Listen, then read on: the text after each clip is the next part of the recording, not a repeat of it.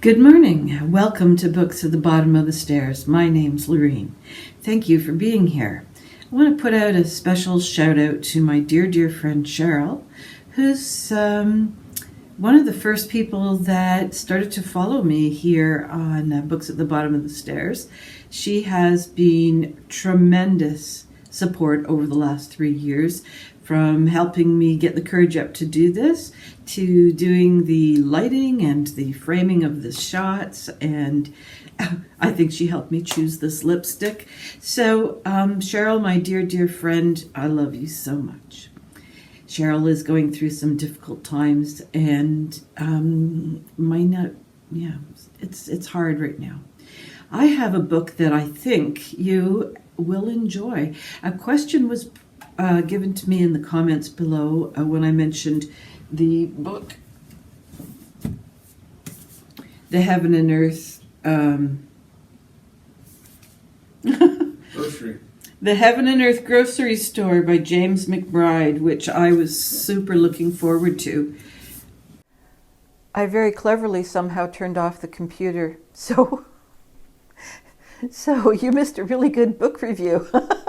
I should just continue on by saying, I hope all your reading dreams and adventures continue to come true, and I'll see you next week. And you're just going to have to guess what I was talking about. Wouldn't that be funny?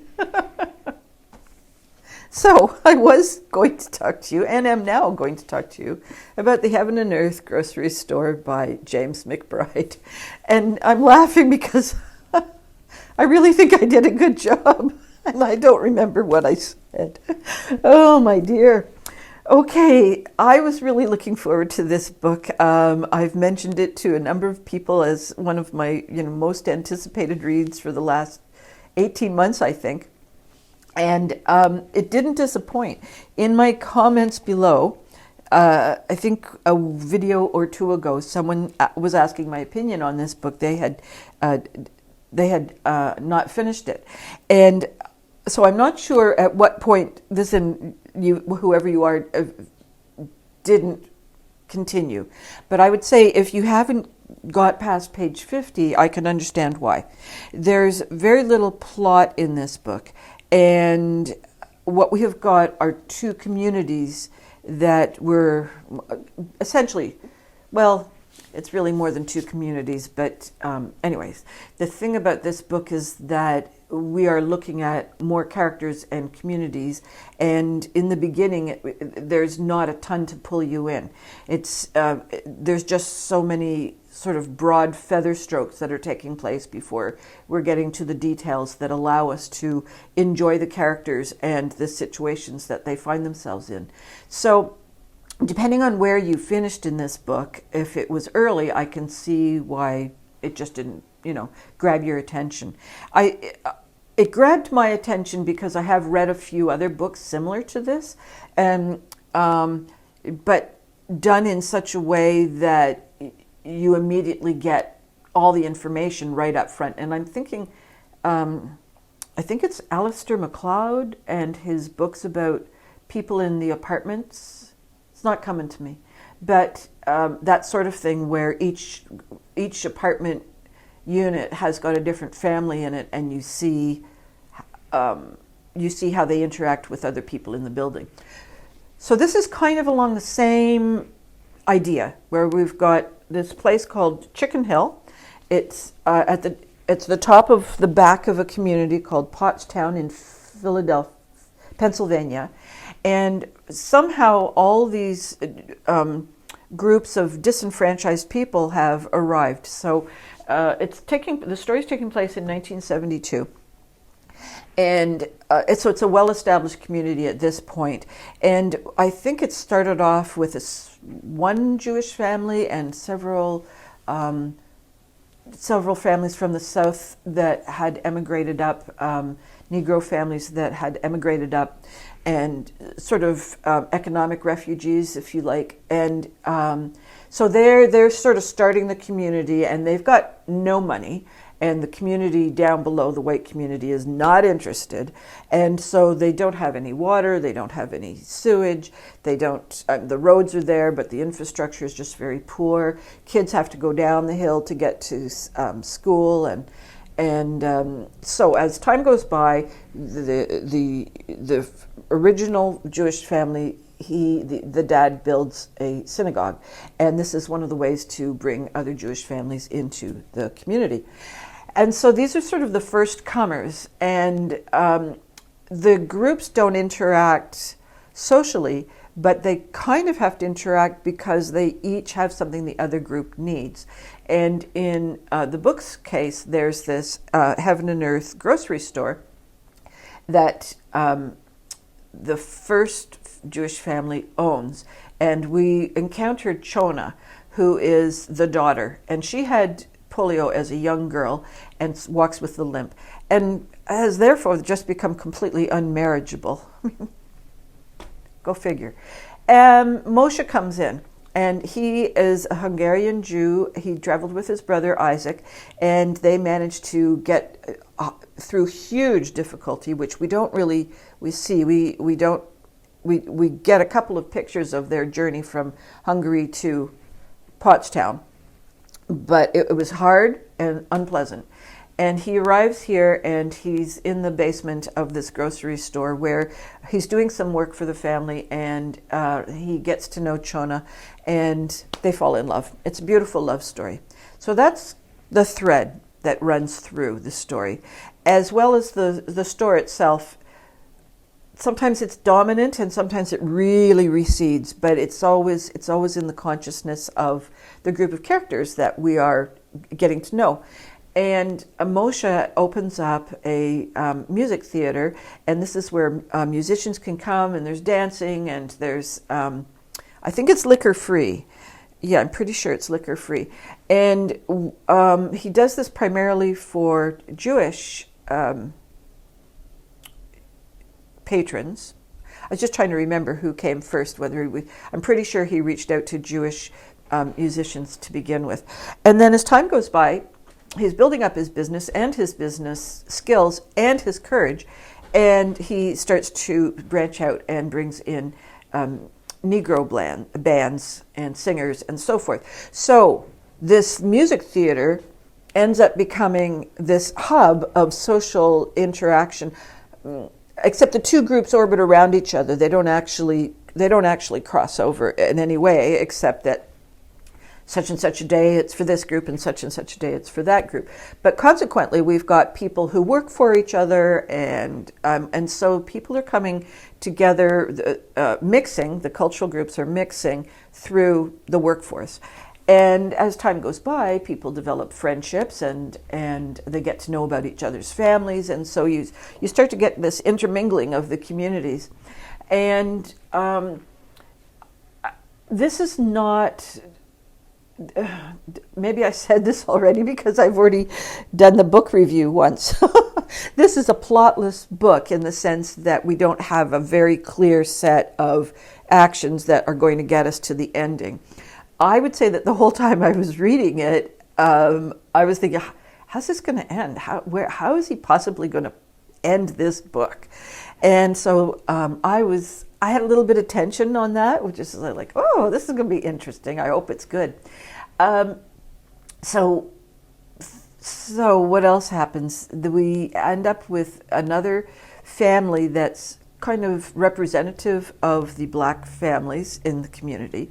And they have a nephew who has been involved in an accident where a wood stove has exploded, one of those iron wood stoves, and the explosion has caused damage to his eardrums, and he's deaf. At a certain point he was blind, but he has speech. He was about 9 or 10 when this accident happened, and so he's one of the people that is really unfortunate. I'd say he's the most unfortunate person in the book, because he's only 10-ish, and going to school is an impossibility because this is do anything useful for people with disadvantages, but he can read lips and he can speak, but he just, he doesn't know necessarily what's been asked of him. So he's a very quiet character, but we get towards the end of the book, and he is absolutely what this story is all about. And okay, trying to remember what else I talked about. The city at the bottom, the Pottstown, is completely uninterested in anything that's happening up on the hill, and it's called Chicken Hill. And because of the lack of water and sewage that has been provided by the town, there are situations where the Jewish synagogue, for instance, doesn't have any fresh running water after a while. The wells have gone dry, but the city has water, but they're not interested in getting it up there. And so that's a problem, because a lot of the Jewish families have moved down the hill but still use this synagogue. And this piping situation has to do with a dairy at the bottom of the hill. And so it's like who actually has got the water and who has the rights to the water.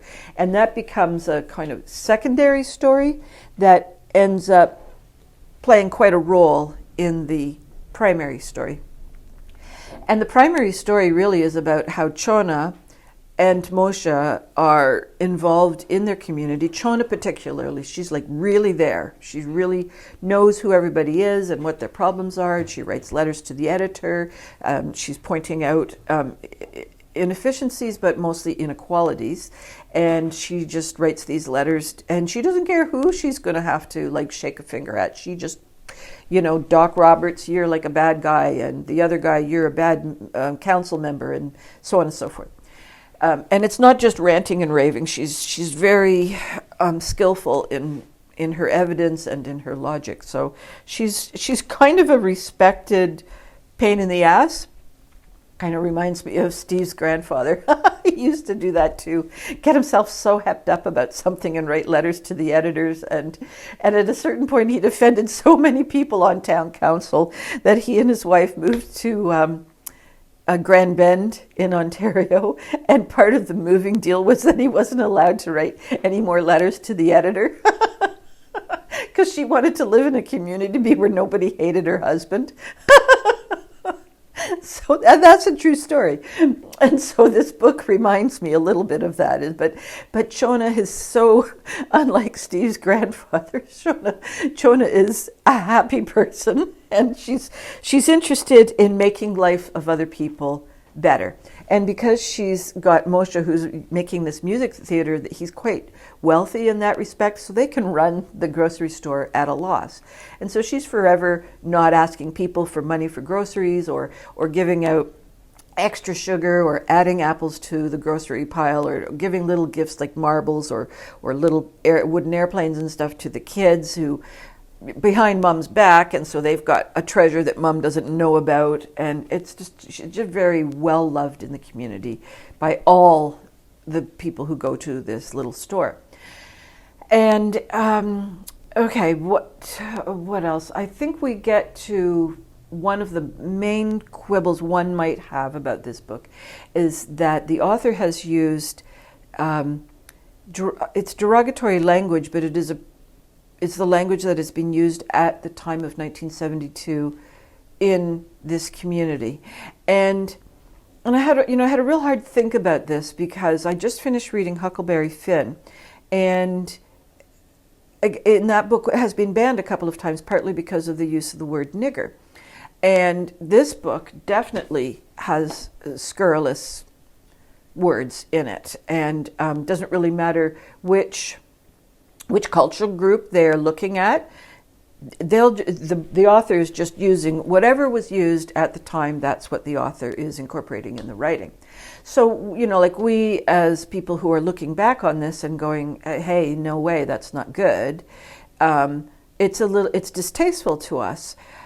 So I have two thoughts about that. One is that if the author had written it thinking about our sensibilities, it would not have rung true as a piece of literature taking place in that setting with those particular characters and those particular situations. So I feel that the book would have been quite inauthentic if the language had been softened for our tastes.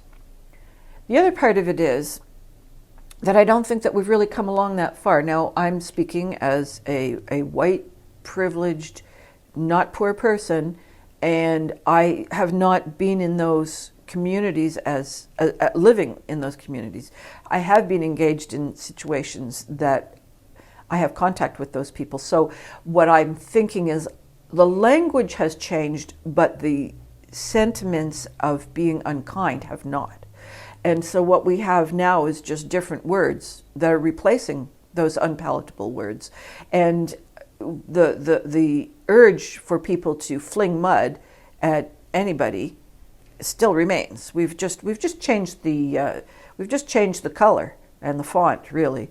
And so I think that it's worth it for us to consider, if we're feeling uncomfortable about some of the language that's being used in these books, is it like from a position of privilege? Are we saying, oh, that's just not nice?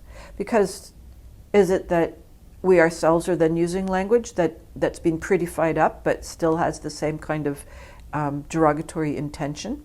So I can't say that I found it offensive. I found it something to really, think about, and to just look at, my experiences in my world, and just see it hasn't really changed.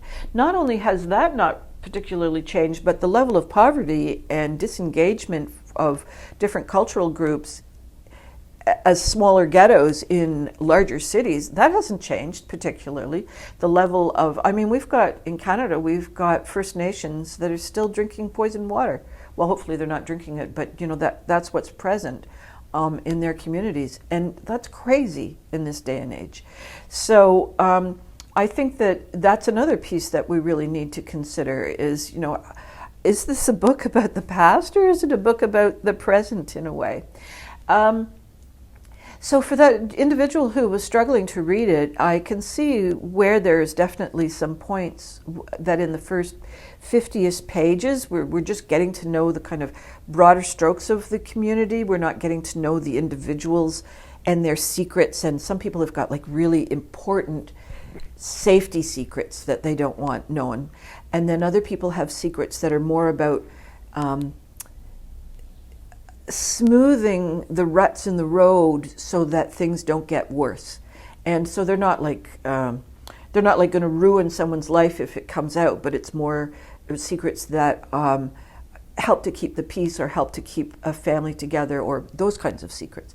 So it's as we get closer and closer to the ending of the book, we really have become bought into who our different characters are, what their concerns are, what are the sacrifices that they are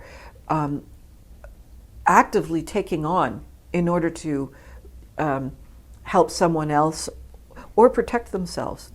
Both is happening. So I think my other book review, the one in the ether, was better. You're just going to have to read the book, find out if I'm telling you a tale or not. Okay, so the other thing I'm going to bring to you on the opposite side of the spectrum is a book that I'm going to not finish. And usually I don't tell you about books that I don't finish, because why waste our time? But this author, James McBride, writes so intelligently and has such great, what should I say? He hovers around his characters in such a way that you know their appearances, and you know their dialogue, and you know their insides, and you know their hearts, and you just get this wonderful depiction.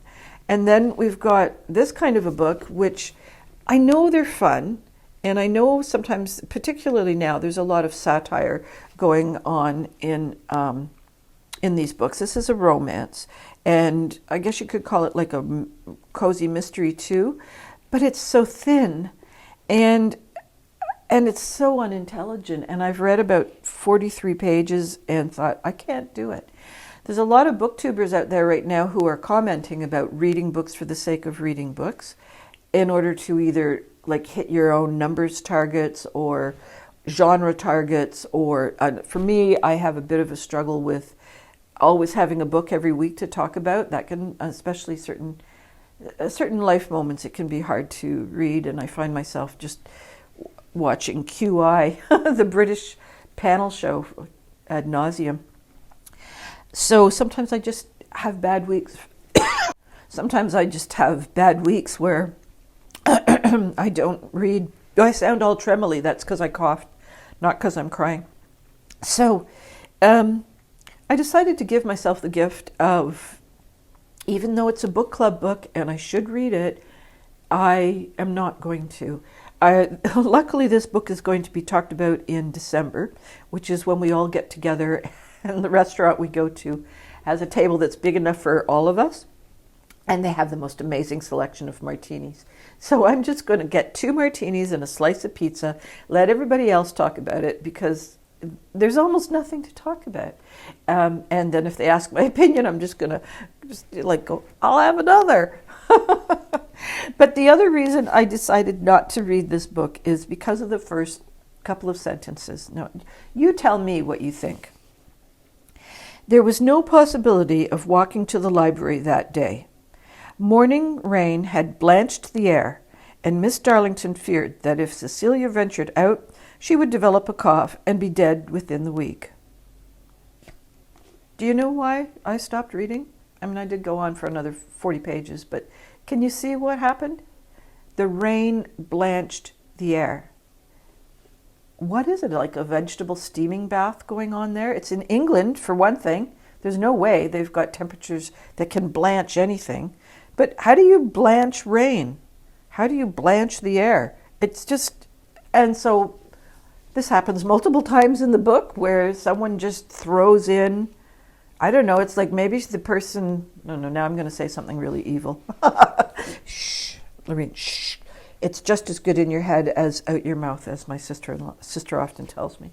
Okay, so some people will love this. It's hilarious in its way. It's got its own interesting premise because the women in there are pirates and they've got their homes that are dirigibles, and they can drive these dirigibles around England and go find each other and steal from each other, and they like to assassinate each other. And in this book, one of the younger pirates has an assassin on her tail.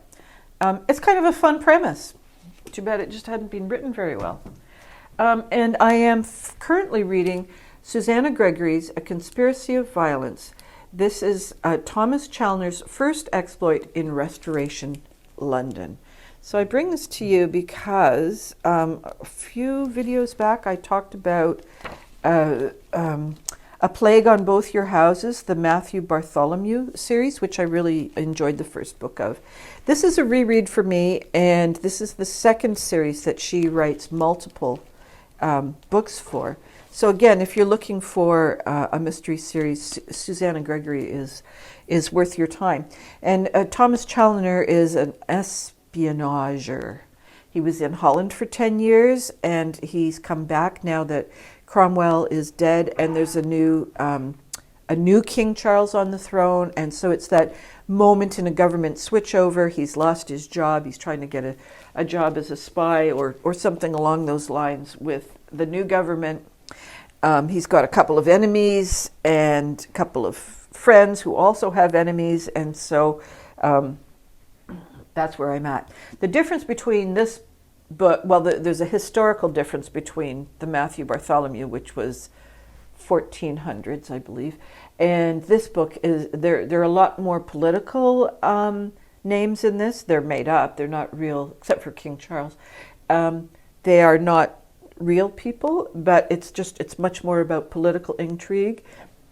The other one had political intrigue, but it was more about the what is that called? The university in Cambridge. That it was sort of an internal politics. So I think this is going to be really good. So far, so good.